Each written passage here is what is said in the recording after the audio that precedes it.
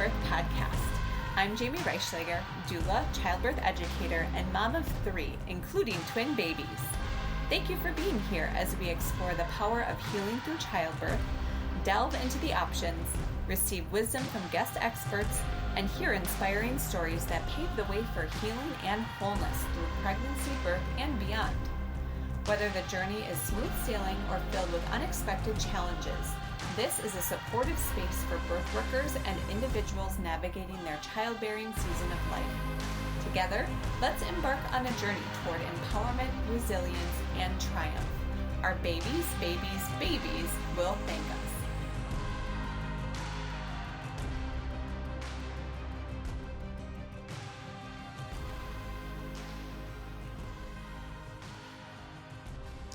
Danit, welcome to the podcast. I am so honored to have you and to be looking at your beautiful face again. I am remembering all of the times that I got to sit and at your feet virtually and listen to all of your teachings. And for everyone else listening, I'm going to just get right into her introduction or else I will ramble.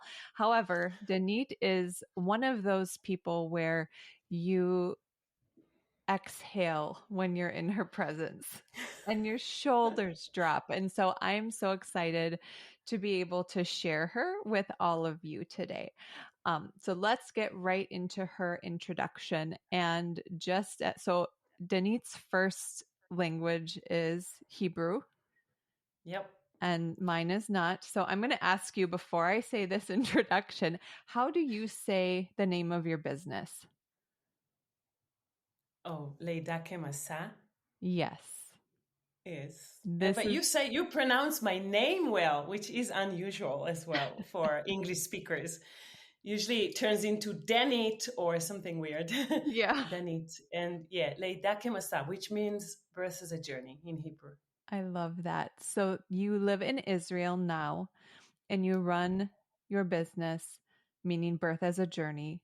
And so getting into the rest of your bio, after about 20 years of working as a full-time doula and childbirth educator, you put most of your time in recent years into training birth professionals as well as holding one-on-one birth processing sessions.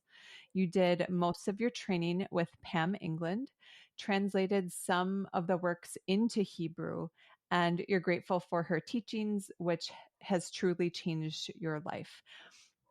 Your work is also heavily influenced by Adyashanti, as well as other non-dual teachers with a passion. Your passion is in bringing compassions into our births and lives. Is there anything else that you want to share in your introduction? Oh, wow. That summed it up pretty well. It's funny, I have to always add Adyashanti in there. Otherwise, I feel like something is missing because it's not my official training. It's not an official training. It's just my spiritual journey, but it is definitely part of my work as well. So that's in there. So that's good. And yeah, it's been a gradual change from actually going to many births for many years and being on call constantly to mainly teaching. Right now I'm teaching 3 to 4 courses a week. So that's like most days I teach, and the 2 days that I don't teach, I do the just one-on-one birth processing Incredible. sessions that I love. Yes, and it is such important work. Can you talk a little bit about what normally I ask at the end to talk about, the business and all of that side of things, but it's so important, I think, to talk about right at the top this time, because this is it feels like gathering in circle with other women when I'm speaking to you. And so can you talk to me about and talk to our listeners about what that looks like when you're teaching courses multiple times a week and what that means to you and the people that you support? So that's also a big change, because for many years I had a business together with 3 other partners. We were 4 women, we had a different business called parparim babeten, which means butterflies in your tummy. And we used to do the childbirth education, and we were all, well, two of us doulas and one doula post and one lactation consultant. And we had this like this little business of, well, not so small, like a small business, and offering mainly things for parents, for moms and for parents. And then something along the years like happened to me and to the partnership and to where my emphasis of what I want to do. And I really discovered how much I love teaching. I absolutely love teaching. And I was offered to teach for Pam in English online in the birth story medicine school. So I knew that I loved teaching birth processing. And I also got Pam's blessing to start teaching a doula course. So I kind of gradually moved from working directly with moms and parents only to working with professionals. And I love it. And I loved it more and more. And it kind of gradually changed. It wasn't just an abrupt change. It was just like more and more teaching and less childbirth education, less and less going to birth, till about 2 years ago, where I decided I do not want to be on call anymore. That's it. 20 years of being on call. I've had enough.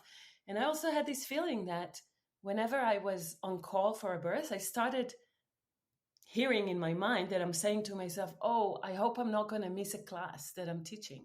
It was like, it used to be that going to a birth is like the most exciting and important things on earth. And then all of a sudden I was just like, oh, I'm missing a class. I really want to be teaching. So I decided, okay, then I'll take a break and I'll see how it goes. I didn't actually like say, okay, I'm quitting. I just said, okay, I'll take a break and I'll see. And this break has been going on for 2 years now. And it looks like it's going to continue like this. Yeah. So I was doing already the doula course and I started doing the birth processing, like birth story medicine. In Hebrew, I call it differently. I call it Alma. And I started teaching one doula course and one birth processing Alma course.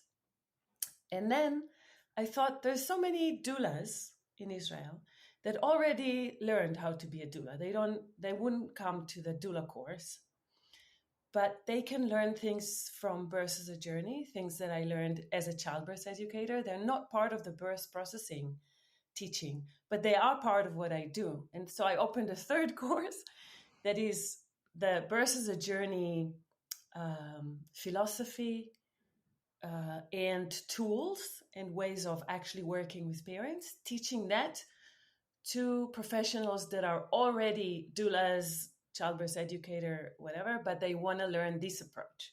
Mm-hmm. So that's the third course. So I have at least those three courses, and sometimes I have two Alma courses, like two birth processing courses. So it depends how many people sign.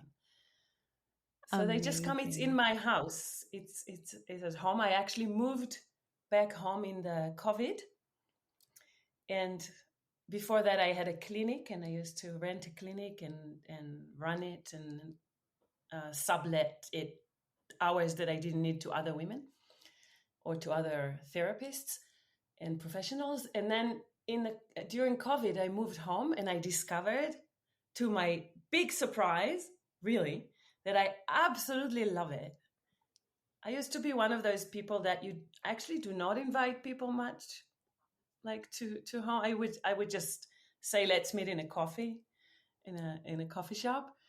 But then I discovered that I actually love it, and I live in a very beautiful place, which you can't see because it's dark, but I live in a really beautiful place with a very beautiful view. And all my students say that this is part of the deal, like coming to this place. And it's like you said in the beginning and made me blush, that you exhale when when you when you come to learn. So that part of the scenery here makes you exhale as well. It's just like, okay, this is not about rushing. It's not about success. It's not about what do we need to be.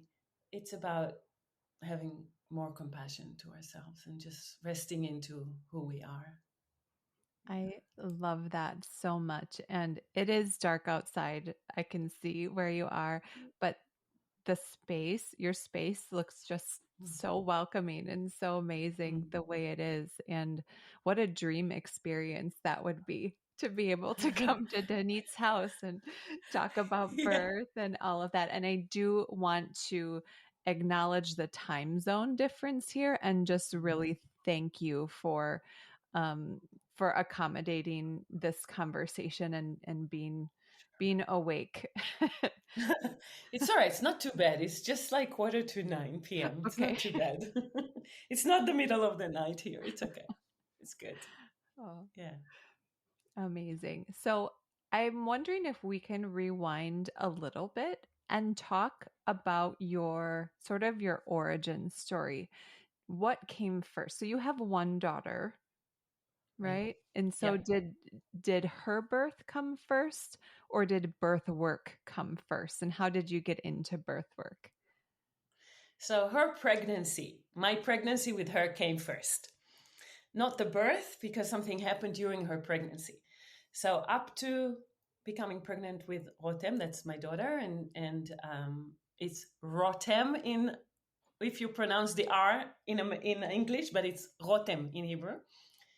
And when I was pregnant with her, I was translating. That was my job. I used to translate books from English to Hebrew, which came very handy when I wanted to translate Pam's work. But that was my work, and I wasn't into birth work in any way.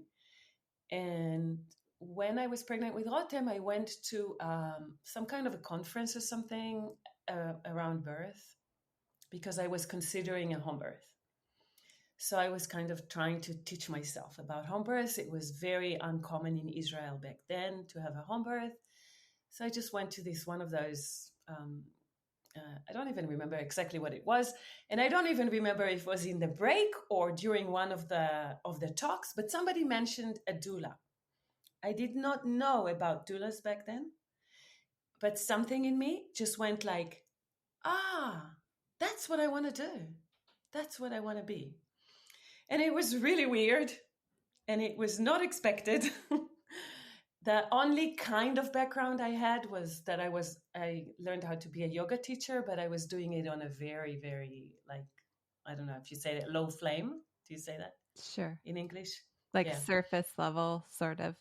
No, not surface level, just like very little. Just like I was teaching, but I had like 5 students, and Part I never time. dreamed. Yeah, I never dreamed on being a full-time yoga teacher. It wasn't my dream.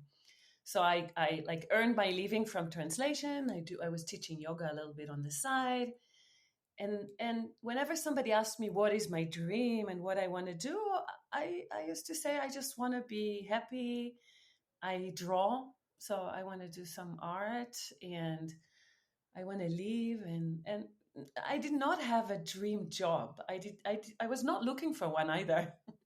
It's not looking for how am I going to really accomplish myself professionally. It wasn't in my under my radar. And then I heard this, and it was just like this revelation of like, that is what I want to do, and that is what I want to be. And I did go end up having a home birth, and I told my midwife that I would like to become a doula. And she's a real character. She's actually American, an American Israeli. And she said in English, so I don't even have to translate, "Oh, doula courses, Danit, are so much bullshit." Which is partly true. I can understand where she was coming from. But I said, okay, her name is Joyce. She's an amazing woman. And I said, okay, but then how should I learn how to be a doula? And she said, you come with me, Booby, I'll teach you.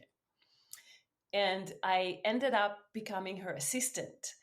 And it was a crazy thing to do because I was a first-time mom with a 2-month-old baby, very, very, I don't know, there's a word for it that I'm not sure I know in English, like very needy. She needed a lot of care. She wasn't like a happy go, how do you say that? Happy go Happy something. go lucky. Yeah, she was not a happy go lucky baby. She was like, her start was rough. Mm. And yeah, and still I felt like I won the lottery with this offer, and that I have to take her offer. I cannot just let it go, let it slip away. So I started going to birth with her every once in a while. And it was all very crazy because she would call me and she would say, 10 minutes. And if I would not be at the place that we set up 10 minutes from the moment that she said 10 minutes, she'll go without me. So it was just like I would run and I would do like crazy things. My ex would bring Rotem to me, so I would breastfeed while I was at a birth. Like I really tried to do everything so I could do it. And then I started going to birth myself. And only later, somebody brought Pam's first book to me, Birthing from Within. The book, somebody lended it to me, and I opened it. I was already a mom, like a new mom. So I think she was 6 months old, probably autumn or something like that. And I opened it, and I felt like I'm home. I'm home. And that's where my love affair with Pam started. It was through her book, and that was kind of I had a hard time becoming a mom. The first year was very, very difficult for me, and that book was a real companion and a real help. And it really felt like, okay, that's a language I can speak, and that's a language I understand, and that's a language I love. And it was from there that I decided later to go to learn with Pam. But that was 2000. She was born 2002. I went first time to do a birthing from within workshop at 2008. So there were a few years yet between this and that. Mhm. Yeah, yeah, And so, did you travel to the United States then to work with Pam? yeah. It wasn't Pam in the beginning. It was an intro retreat that Virginia Bobro did. She used to work with Pam, and I had to go for 3 days to somewhere in the States. And for years, I waited for them to come to Europe because once upon a time they came to Ireland, but it never happened again. And and then I wrote emails to them saying, I know the book by heart. Can you please just let me skip the intro and come straight to the like more advanced retreats? And this is a very Israeli thing to do, I must say. And the reply was very American. This is not the way you do it. It was funny because there was a clash of cultures there. Like in Israel, you can do that. You could just say to someone something like this, and their reaction was just like, "What are you talking about? Like, there's an intro, and you have to come to the intro, and then you can go to anything you want, but there's no skipping the intro." But they were right because like 10 minutes into the intro retreat, into the introduction retreat, I was just like my jaw dropped. Mm. There are things you cannot learn from a book. And I know it now when I teach. People have the book that I translated. They don't know what I teach because I wrote it in the book. Some things you have to learn from living it, from embodying it, from really going through your own internal process, which is hard to do when you just read a book, as good as it is. Yeah. And then every once in a while, I went for another retreat, 1 week long, another week long, and a lot of online. It used to be like phone conversations. There wasn't even like Zoom or anything back then. And a lot of training, and slowly it became more personal. Like Pam and I became just very close, and I used to like just talk to her and write mitote, which is something we haven't spoken about yet. So I'll send it to her, and she'll return it to me. Like a lot of going through my own internal process, partly through emails, through later on Zoom conversations. So yeah, yeah, That is such an important part of this work as well. yeah. That as you're talking, I'm thinking back to the training that I was in with you, and how a lot of that first piece was truly just walking through my own story, and how do we identify parts of that, and how can we um, do our work with that so that we can show up open and available for other people that we're supporting. Can you talk a little bit about that process and why that's important? Yeah, so not only so we become available, more available, but because I think if you don't actually go through at least a bit of this process yourself, it's actually much harder to understand it in others. And what happened to me is that I learned this process, which is the name that I use is the old name. It's actually not what we use now in training, but I call it mitote. Mitote is a word from the Toltec culture, and I learned it from a book by Ellen Hardman. And mitote means the voices of the voices in the marketplace, like lots of loud voices in the marketplace. And it is a term referring to the voices in our head that speak back and forth in our head, like the interpreter telling us what's good, what's bad, how we should be, or somebody else should be, all that's going on constantly in our mind. Mm-hmm.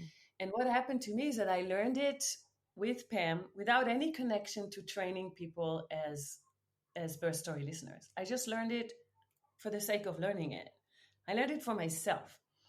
And when I ended up doing the birth story medicine course with Pam, I realized that doing that first is what makes it possible for me to understand that work. And only then we added it to the training. It was two separate things. It was just like, you can do that, you can work internally with yourself, and you can learn the map of how to do birth story medicine. And then it was really obvious to me that we got to put those two things together, and we got to do that as part one of the training. Because without understanding how the mind works, the best way to understand how the mind works is to understand how your mind works, my mind works, like each person for their own mind. And even though each mind works differently, we're actually very similar. We're actually very similar. So each one would have their own variation. And yes, there's different types of people and different types of beliefs and different types of childhood rules, but the essence is archetypal. It's like there's an archetype of how we judge ourselves, for Mm-hmm. example. So what you do is you actually look into two archetypes. You look into the archetype of the self-judge. It's the inner critic, internal critic that tells you how you should be and shouldn't be, and why you're not good, not enough, what are the rules of becoming enough, is you'll never be enough according to this voice. So that's one voice that I think there is no person on earth that doesn't have that. For some people it shouts louder than for others, but I think at least most people, maybe there's some minds that don't have it, I don't know, but most people have that voice and are very familiar with it. And then there's another archetype, another archetypal voice. Is that how you say that? Archetypal Yep. voice, which is kind of the voice that answers the inner critic. And we call it the victim. A lot of people don't like it so much because the victim in itself sounds already like you're judging something, but it is not a judgment. I don't mean it as a judgment. I mean it as that part in ourselves, in each of us, that feels a victim of something, of the world, of the politicians, of men, of my partner, of the doctors in the hospitals, of whoever, right? There's this voice that feels like, if the inner judge feels like I should do this and this and that, then the victim feels they should, or even God should, or even the universe should, right? But mainly my parents, my kids, my mainly people around me. But sometimes it's also a cultural voice, very strong cultural voice, the victim voice. So what you do in this process is you learn to identify those voices inside your head and not believe them. which is a very important part of it, not believe them. Because initially, when people start listening to those voices and realizing all what they're telling themselves, initially they can actually get very stressed out because they think, oh, they're saying the truth. I am really not enough. And those people really betrayed me. So the next step is realizing that this is our story about what happened to us. This is our interpretation. It's not a fact. It's not facts. It's not what actually happens. This is just one way of seeing it. And there's other ways of seeing it. So then it's moving into, okay, so how can we look at it differently? Yeah, Yeah.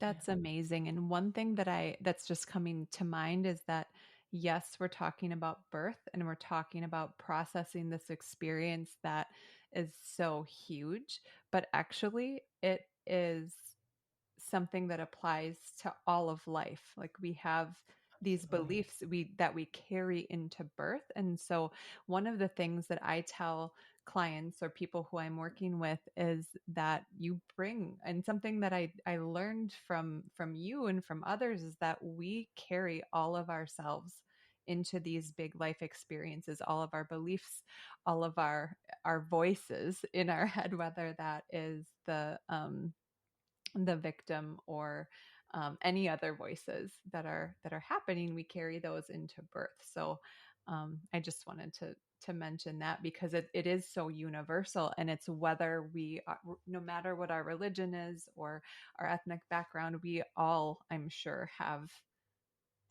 a lot of similarities in the mind, like you said. Yeah, and this is why they say it's archetypes, because they're actually cross culture, cross gender, cross. It is not that in Israel they would have those voices, but in America they won't. No, they're all over the place. They're in our minds. And yes, not only we carry the beliefs that we hold into birth and any other important event or thing in our lives, but we also interpret whatever happens to us according to the belief that we already had, which is an incredible thing.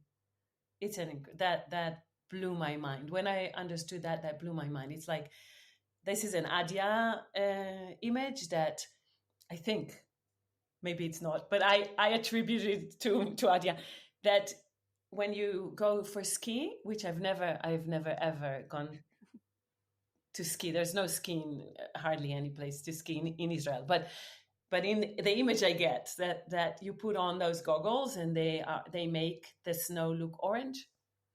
So no, the snow is not orange.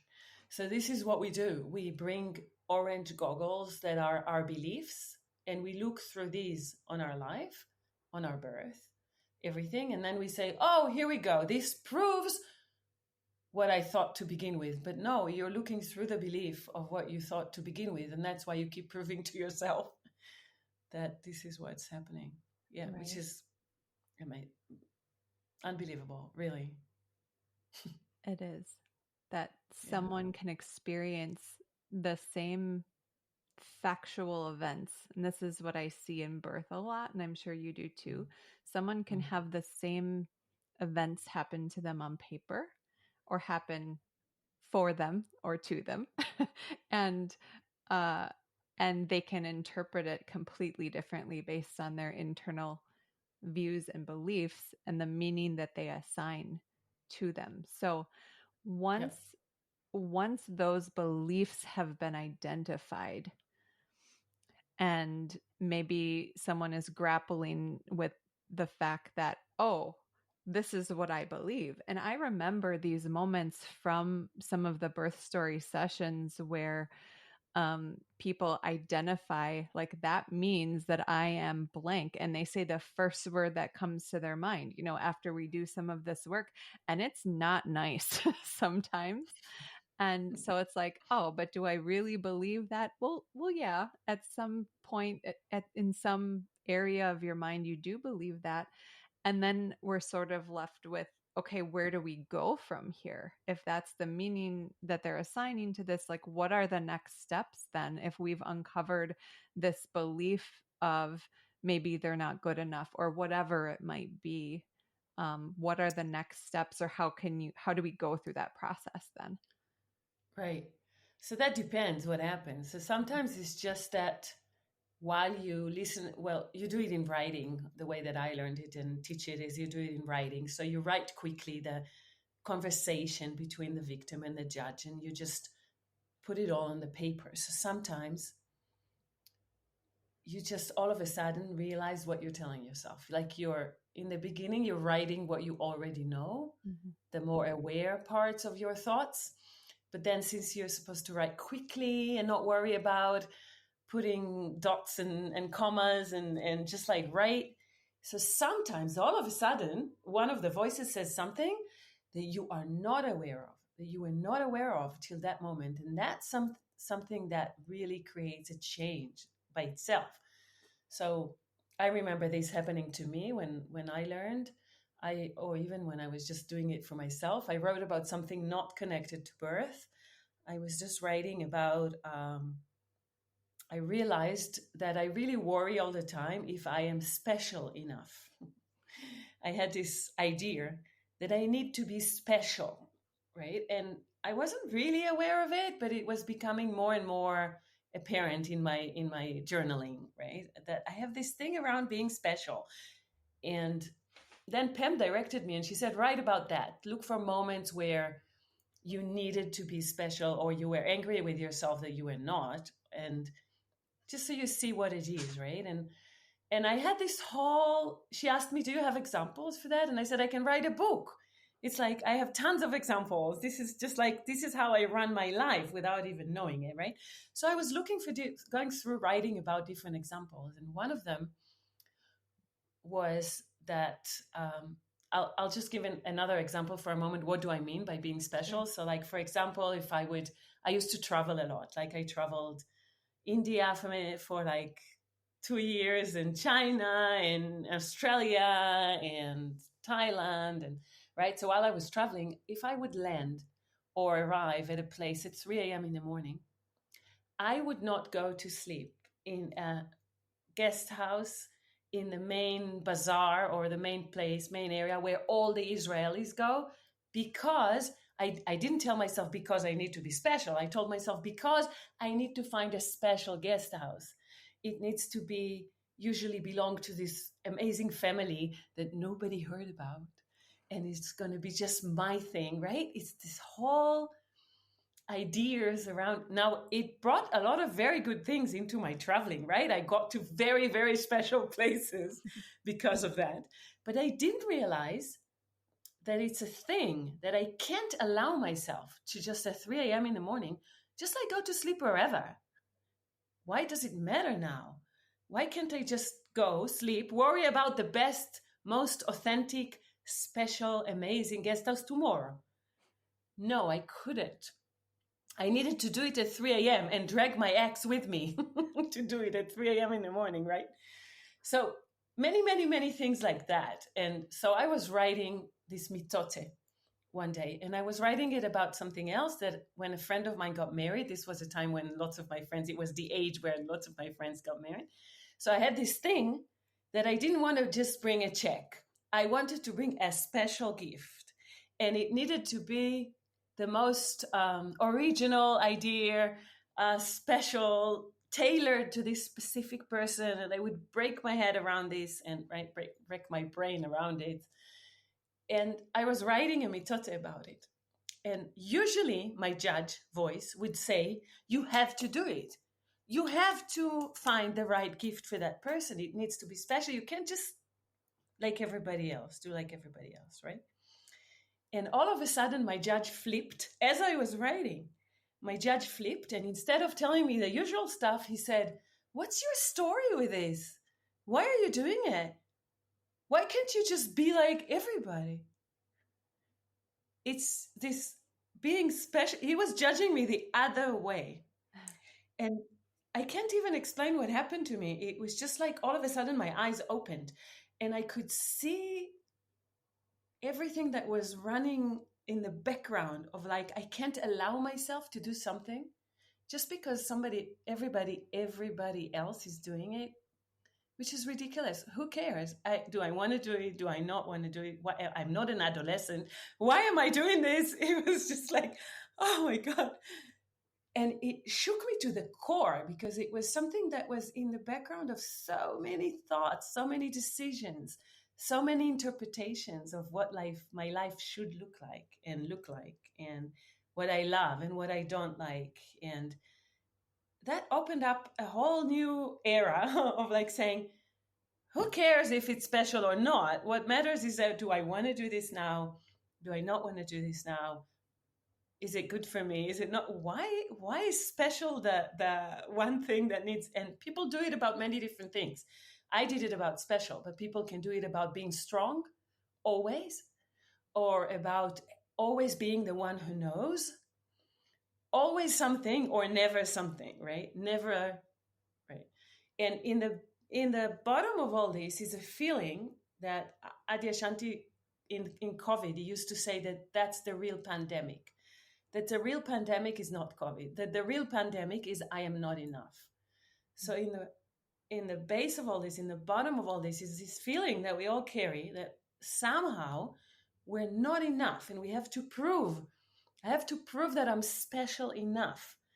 Somebody has to prove that they are strong enough. Somebody has to prove that they are knowledgeable enough. Something enough. As if we can't just like be. That's not an option.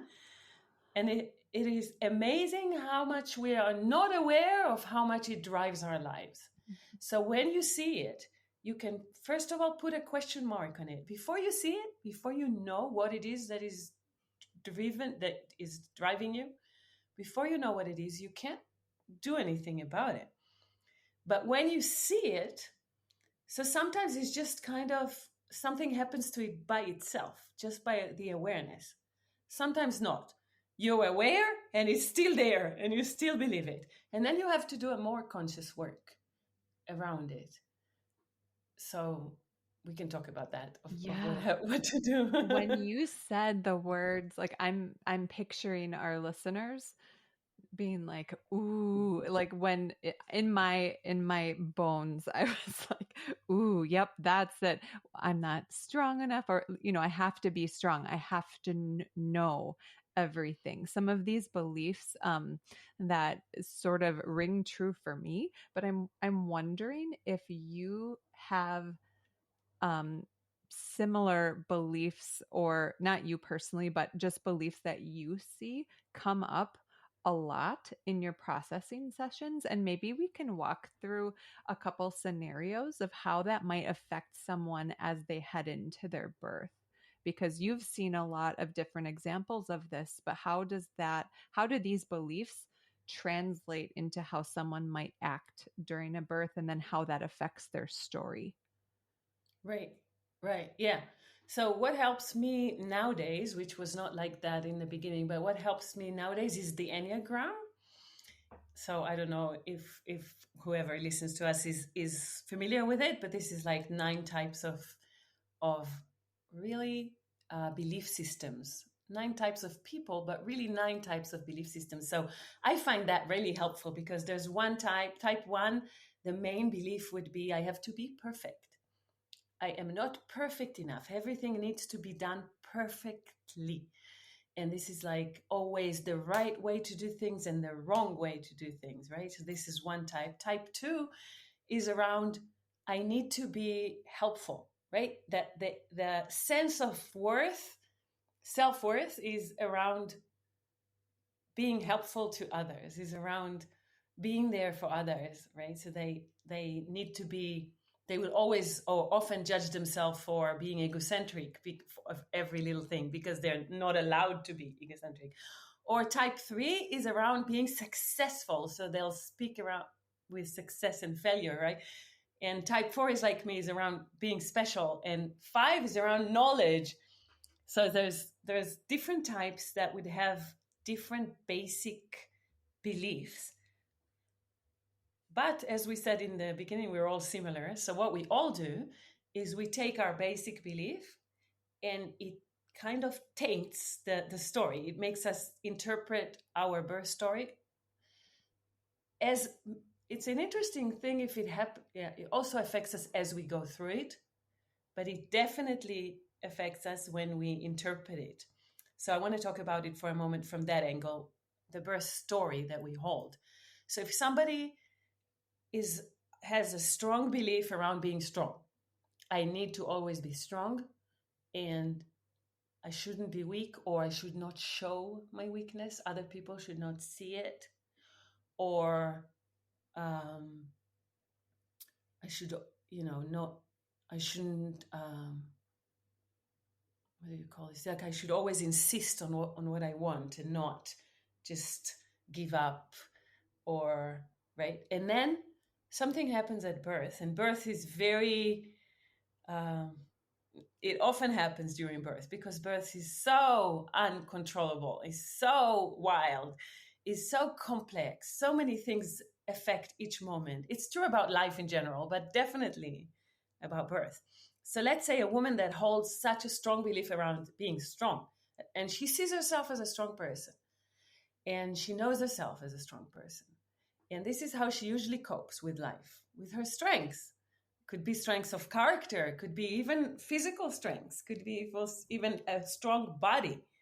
And then all of a sudden she goes, or not all of a sudden, she comes to birth and there's a cesarean, or she just finds the pain unbearable and finds herself screaming and losing it. She is a lot more likely to say, that means I am weak, than somebody that doesn't hold those beliefs to start with. Somebody that doesn't have this idea of I need to always be strong can be a lot more compassionate towards this and say, wow, that was really, really, really difficult and I've never experienced such pain. Or this cesarean was needed, and look at it more like matter of fact. But no, if you look at it through those goggles of like orange color of like, I need to be strong, then you interpret it as proving that you are not, that you failed, that you're weak, or it could be about anything. If I need to be special, and being special means to give birth at home, which is funny because that I'm sure that affected this decision as well. Even though, okay, so I had a very nice home birth, a beautiful, beautiful home birth. But what would I have said if I had to move to the hospital like everybody? What would I have said? I am very likely, I can imagine me saying that made me not special. Even if I didn't actually say it to myself like that, thinking it in the back of my mind. Or I heard, I did a session with somebody that is all about knowledge. She needs to know. And then she did not know something because she was a first-time mom and a first birth. That's why she didn't know. But for her, it proved that she's stupid. She told me, what does it, when I asked her, like you said, what does it mean about you? Tell me, what are you telling yourself that it means about you? And she said that I'm stupid. Somebody else without that or not original, but the origin belief wouldn't say that. She would say something else. So it's like we construct our own story according to whatever we believe. And when in a birth story session, when you show people that, when you help a woman see, actually what you're doing is that whatever happened there does not prove what you're thinking. You're proving to yourself what you thought by just reinforcing a belief you had. Let's just look at this belief. Really? Would you say that about your best friend? Would you also say about your best friend if she didn't know what to ask the doctor in the induction? Would you also say stupid? Would you also say weak to somebody who the pain was unbearable for them? And sometimes, yes, we would say yes, I would judge my best friend as well. Sometimes it opens a little opening for compassion. But sometimes you need more than that. Sometimes it's not enough. Yeah. And even if to follow your question about before birth, in birth preparation, I do it, for example, when I speak to people about epidural. I say, are you telling yourself, just check with yourselves now, before you go to birth. Are you telling yourself somewhere in your mind, if I take this epidural, it means that I am something? What? So that those women that are inclined to say weak, failure, would actually hear it ahead of time And then I can put the question mark ahead of time and say, really? That's interesting. Why can't we free the epidural to just be another thing and maybe the next best thing for you? Why does it need to prove you being weak? This is us giving the epidural this interpretation. Is that necessary? Is this a must?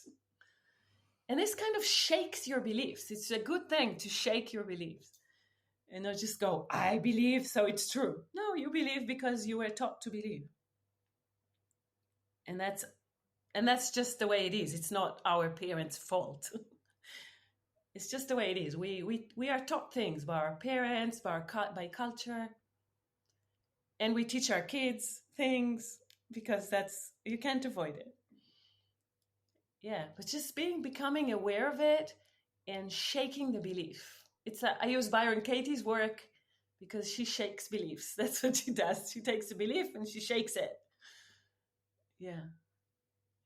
It's so good because my mind is going in a few different directions here, but I just love that. And it's so different than in either working with doula clients or teaching childbirth ed. It's different than, I'm thinking of Penny Simpkins' work specifically where she has like a pain preference scale and you have, +10 and -10, and where do you fall in the middle? We have clients identify that, or women identify that ahead of time, of like, you would, on the extreme end of things, you would like an epidural before you even feel a contraction. That's not reasonable. And then on the other end of not reasonable is, I would like to not have any pain medication whatsoever, even if I have a cesarean. So it's, where do you fall on that? And I'm seeing that as a really good tool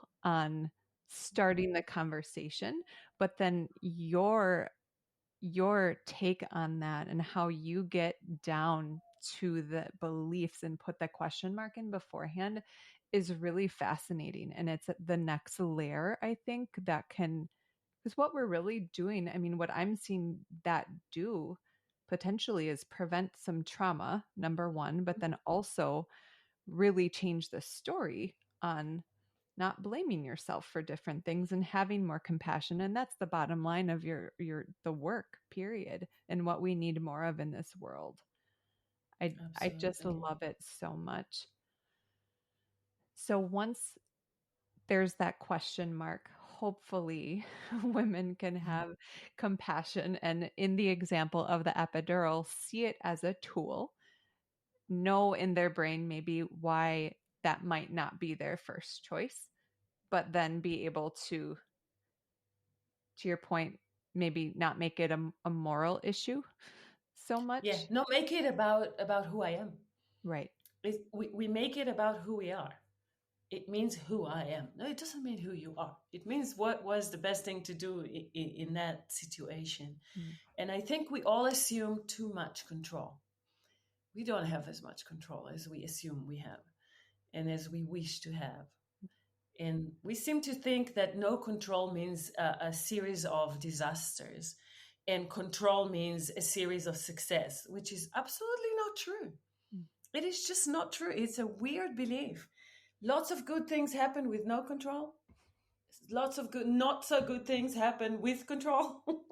It's just not such I don't know where we got this idea that we need to be in control all the time of birth, of life, of our own emotions. I do not believe in even in internal control. We do not choose our thoughts. We do not choose our feelings. They just come. And then sometimes we can do so. When we have a choice, we can choose. Fine. Sometimes the choice appears, but sometimes it doesn't. It's just we have to do what we can. So sometimes all we can do is be frustrated. Sometimes all we can do is be angry. Sometimes all we can do is not be the image of this perfect Danit somewhere there that doesn't exist, or the perfect mom. Women do that to themselves with a perfect mom all the time, comparing themselves to this perfect image. That there is no such a mom, and there is no such a world. So I don't know what we're talking about. It doesn't exist. So I think a lot of the work is also about putting a question mark around control Mm. and realizing that things are, well, everybody's doing their best in each moment, even if their best is far, far, far away from ideal. I'm doing my best in each moment, even when I scream at my daughter when she was young. She's 22. I do not scream at her. But when she was young and I used to lose it and scream, that wasn't the way I wanted to be. And I'm not saying that we should not try any different later. But in some moment, that if that's what I could do, then that's what I was able to do. And that was my best. And I truly believe in that. I think people truly do their best in each moment. And that the suffering comes from not accepting things as they are, internally and externally. So arguing with reality, Byron Katie says you can argue with reality, but you will lose, and only 100% of the time. I really believe in that.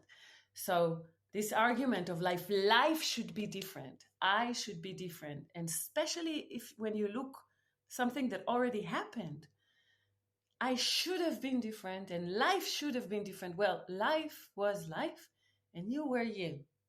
And that is okay and human. And that's fine. So I think that is also, that comes in there. When it's hard for us to see, we looked at the mitot and we're still stuck in our beliefs. Usually that's where we're stuck. We are fighting with reality, and we are the internal or external reality in some way, and identifying what is it that I'm not accepting. And more often than not, we actually need to accept the one thing that we don't want to accept. So like a mom comes into a session and she used to be that strong person and she thinks that birth proves that she is weak. The one thing she needs to accept is that moments of feeling weak, that's not such a big drama like it is in her head. In her head, it's a huge drama, like not being special was for me. But it's not a big drama. Really, it's okay. She still will have her strengths with her after that. She's not going to disappear into what do you call that? Not a pond, something that you just go. Forgot the word for it. Never mind. That you sink into it. A muddy pond, right? That you sink into. You feel that you're. Yeah, that could work. So like you feel that your weaknesses are going to overpower you. And that is absolutely not true.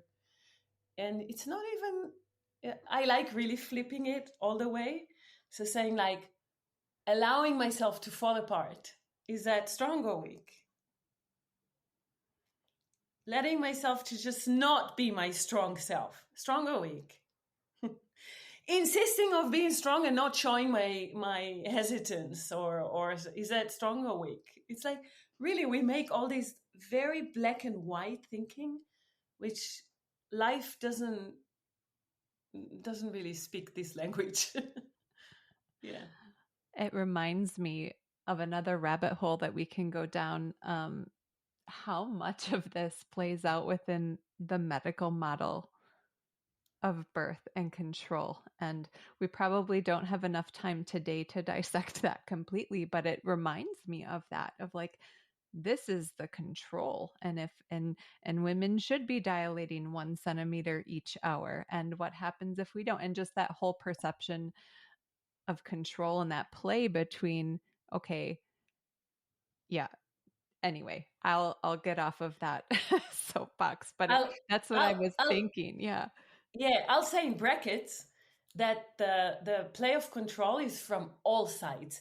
The medical system wants control one way, and the natural movement wants control the another way, but it's still control. It's still thinking about how we should and shouldn't be. There's still no freedom to just be. Mm-hmm. So we're all that's the way the mind learns to work. So that's the way the mind works. Looking for control.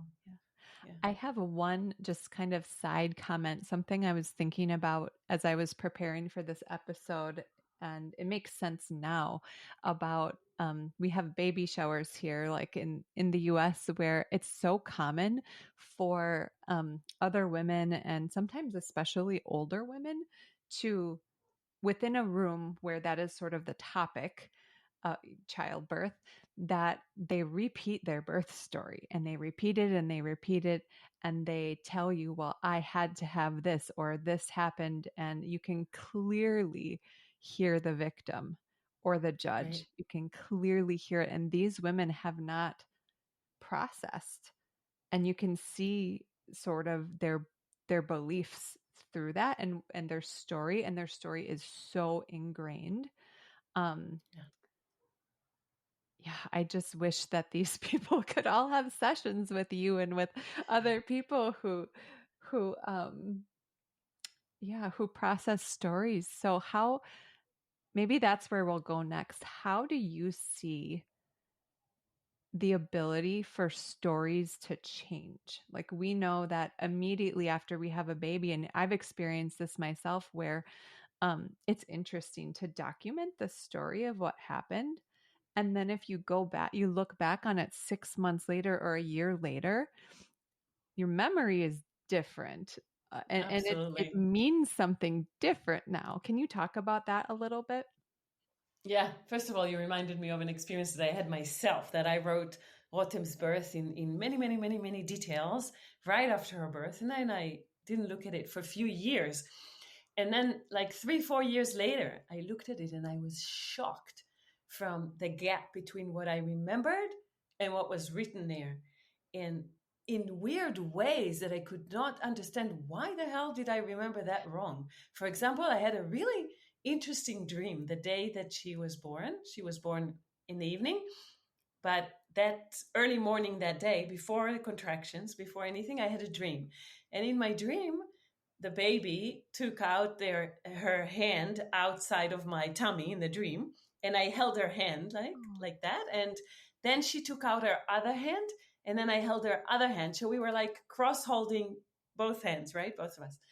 And that day she was born. So it was like the Oh. threshold. Yeah, it was really beautiful. The threshold to, and I don't remember dreams usually, and I don't have many dreams. Like it's not something that usually I have, but that was the dream. And then for some reason, I only remembered the dream, half of the dream, that she took out one hand. Why on earth did not my memory just dropped one hand out of the story? What? Why? So strange. So for sure that changes. And you asked about how much I believe in the ability to change. Not only I believe in the ability to change a story, I think that's inevitable. Stories change Mhm. all the time, but we can influence them to change more into the compassionate side and not the Yeah. judgmental side, right? So that's like, we actually take something that is happening anyway. Anyway, we tell our stories. Every time we tell our story, something can change, and things do change without us even realizing it. But sometimes people do need help with the direction of change, because sometimes the story can become more and more and more judgmental, Mhm. more and more and more victim, more and more judge. And without somebody sometimes guiding you to say, really, is this a fact? Is this, would you also say that about a friend? Would you, there's different ways of doing it. Like if you look at yourself through imaginary compassionate eyes, would those eyes also see it that way? So sometimes you could just like, yeah, wake up from your dream, wake up from this dream that you managed to come up with. So I really believe in change. And I think in that way, birth story medicine and the work that I do, I see that a lot of times my students, they come from lots of ideas from psychology. Now, I never learned psychology, but my father is a psychologist and my sister is a psychologist. And I grew up in a family where this was the language. And there's an assumption that I think we got from traditional psychology. Not all psychology is like that, but more traditional psychology or Freudian psychology, that thinks you have to dig deep and it takes time and it's a long process and you need to be in your victim and your judge a long time before you can let go. I do not believe in that. I think sometimes it's true. You do need to be there. Yeah, I just don't believe it as an assumption to everybody in every step of the way. And sometimes people are just, it's almost like a ripeness. Like I'm ripe to just let go of this now. And sometimes not. Some things do take a long time. I'm not saying anything, everything is like a snap of a finger, but some things are. And they can just go like that, just disappear from your. I just had it happen to a student of mine here in Israel this week that she did her final session, and I told her that she needs to do another one, that it's not, you need like to pass. She didn't pass. So I told her, just do another one. And she really, her beliefs are around success, being successful. And that was horrible for her. This was like, I failed. That's it, right? And she showed such a complex session to give me to listen to. It was just like really complex. And she knew it, that it's a complex one. I told her, just choose another one. This is just a really complex one. Why do you need me to hear this one, to listen to this one? And she really took it badly. But then I suggested, and I said, just write your judge and victim. Just, so this is like end of the course. So it's been a while since we were writing Mitote, like it's been months. And I told her, go back to what we did in the beginning. Just write it to yourself. And she wrote it to yourself, and she discovered that she has this belief that for her, everything it takes the long way. It's never the short way. It's never the quick way. And I told her, you just created a longer way for yourself. You just sent in a session that you knew what was problematic. Instead of just breathing, and it would take another 2 weeks, but okay, no, and then I asked her why. Look into this belief. Look into this belief of that I always do it the long way. Why? What is it? And she said, I don't deserve that. Her mind said, I don't deserve being the one that doing it quickly. And I just said, why? Why don't you deserve? Some people deserve the quick way, and other people don't deserve the quick way. What's the parameter of if you deserve the longer way or the shorter way? What's that? And she realized that she's been carrying a belief about the family that she came from, Mm. and she was not aware of it. She didn't know. And as soon as she saw it, and also I told her, everything you did in your life was the long way. Is that even true? Of course it's not. Of course she could find examples that it's not true.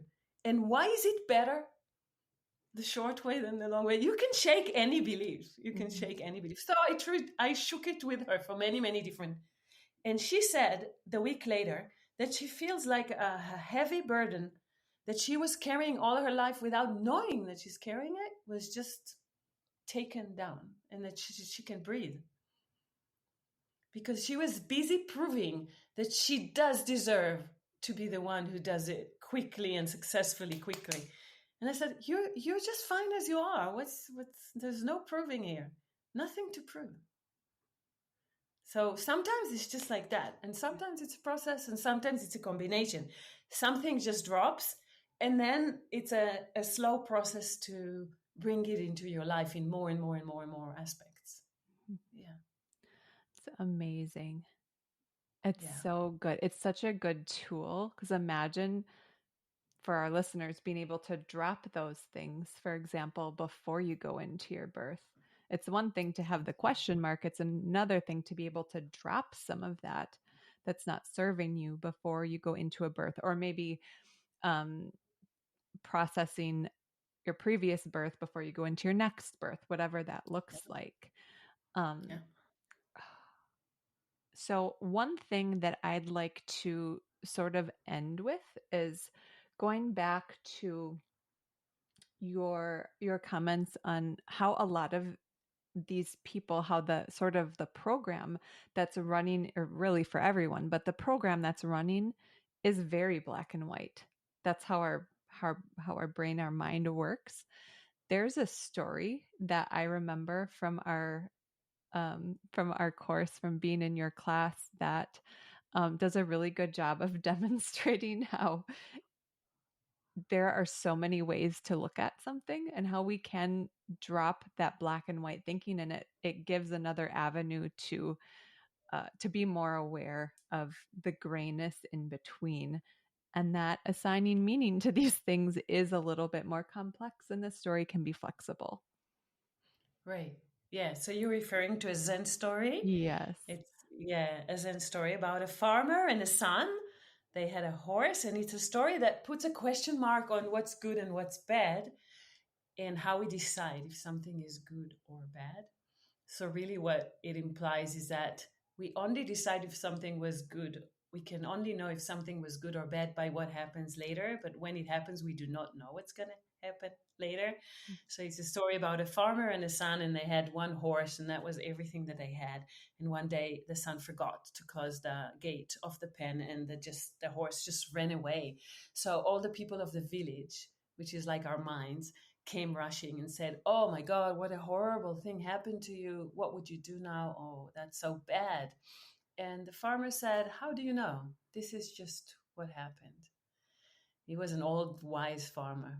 And then, not long time after that, the horse came back together with 9 other wild horses that he met outside in nature, out in nature. And the son was able to put all of them into the pen and shut the gate.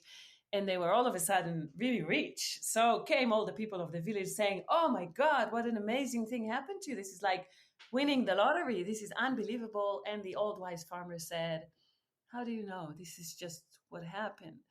And not long time after that, the son started taming those wild horses. And while he was trying to ride one of them, he just threw him off his back and he fell to the ground and broke both his legs. Came all the people of the village, said, "Oh my God, what a horrible thing happened to you. This is so bad." And the wise old farmer said, "How do you know? This is just what happened." Not long after that came a messenger of the king to take all the young men of the village to fight another village. And only the young son he didn't take because he had both his legs broken. Came all the people of the village, etc., etc., etc., to this very day. So, yeah, I love this story. Oh, it's so good. Yeah. It's so It good. just flips your mind again and again and again. Yes. Yes. Yeah. Oh, I could talk to you for such a long time, Danit. I really could. Oh my goodness. So, before we end, I want to talk about, because I'm sure there are listeners who would really love to work with you. Um, your classes are in Hebrew, and of course they're at your home. So if you're not in Jerusalem, tough. Yeah. Uh, but do you take virtual sessions for Yeah. birth story Yeah. processing? Absolutely. I do a lot of in English and Hebrew online, Zoom, one-on-one sessions for sure. Yeah. And I do Amazing. work with people from all over the world. Yeah, Yeah. yeah. Yeah.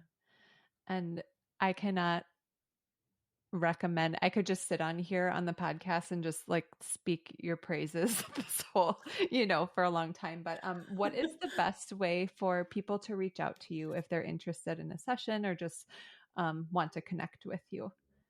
Yeah, just email me. Okay. Yeah. We'll put the That would be. email, your best email in the show notes. And yeah, I think that's it. So, Danit, thank you so much for being a lovely guest, and it's just so good to see your Thank face you again. so much for having me, Jamie. It was lovely. All right. So, Danit, I have one final question for you, and that is, if you could offer one piece of wisdom to transform the fear and the trauma in today's birth culture into confidence, healing, and triumph, what would it be? I'll say the wrong thing, right? That life and birth is not about confidence, healing, and triumph. That I look at birth as a journey. No, it's not for anything that my business is birth as a journey. That I think it's an opportunity for a real initiation for women, and that an initiation is not so much about winning, it's not so much about succeeding, it is about healing, and that it's about seeing that sometimes life doesn't offer to you what you want, and still there is an opportunity there to grow.